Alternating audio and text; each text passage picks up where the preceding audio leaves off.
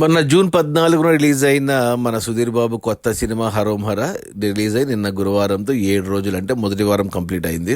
ఈ మొదటి వారం గ్రాస్ కలెక్షన్స్ చూస్తే తెలంగాణలో ఈ సినిమా 2 కోట్లు గ్రాస్ కలెక్ట్ చేస్తే రాయలసీమ అండ్ ఆంధ్ర, అంటే మిగతా ఆంధ్రప్రదేశ్ నుంచి 2.5 కోట్లు వచ్చాయి. అలా 4.5 కోట్లు గ్రాస్ మనకు తెలుగు రాష్ట్రాల్లో వచ్చాయి. ఇక Karnataka and rest of India నుంచి మరో 1.5 కోటి దాకా వచ్చింది. అలా 6 కోట్లు షేర్ గ్రాస్ అయితే వచ్చింది ఈ సినిమాకు మొదటి వారంలో.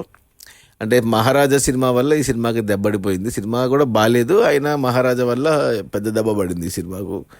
ఇక ఈ 6 కోట్ల గ్రాస్లో థియేటర్ల రెంట్లు, గవర్నమెంట్ ట్యాక్స్లు, ఖర్చులన్నీ పోను, డిస్ట్రిబ్యూటర్ షేర్ వచ్చేసి తెలంగాణలో 1 కోటి అండ్ ఆంధ్రప్రదేశ్ నుంచి 1.5 కోటి, అంటే 2.5 కోట్ల షేరు మనకు తెలుగు రాష్ట్రాల్లో వచ్చింది. తెలుగు రాష్ట్రాల్లో ఈ సినిమాని 5 కోట్లకు కొన్నారు డిస్ట్రిబ్యూటర్లు, అంటే 50% వచ్చింది. 2.5 కోట్లు వచ్చాయి. ఇంకా 2.5 కోట్లు షేర్ రావాలి హిట్ అవ్వడానికి. 2.5 కోట్లు రావాలి అంటే 5 కోట్లు గ్రాస్ రావాలి. ఇక కష్టమే. ఇక ఈ రోజు నుంచి ఇక ఇంకో కలికి వచ్చే వరకు 3-4 రోజులు ఉంటుంది. సో అంతైతే రాదు, సినిమా ఎత్తింది.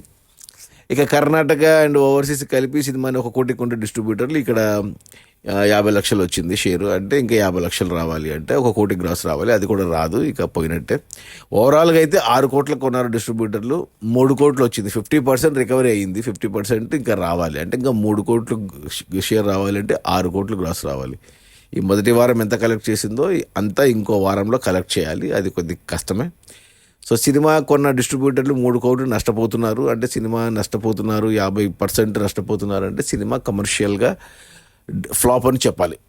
అది మన హరోం హర సుధీర్ బాబు హీరోగా వచ్చిన ఈ సినిమా 12 కోట్ల బడ్జెట్లో తీసిన ఈ సినిమాని థియేటర్లకి 6 కోట్లకు అమ్మారు. అందులో 3 కోట్లు వెనక్కి వచ్చే మొదటి వారం, మరో 3 కోట్లు రావాలి, 3 కోట్లు రావు. సినిమా 3 కోట్ల నష్టాలతో మరో ఫ్లాప్గా మిగిలింది సుధీర్ బాబుకు.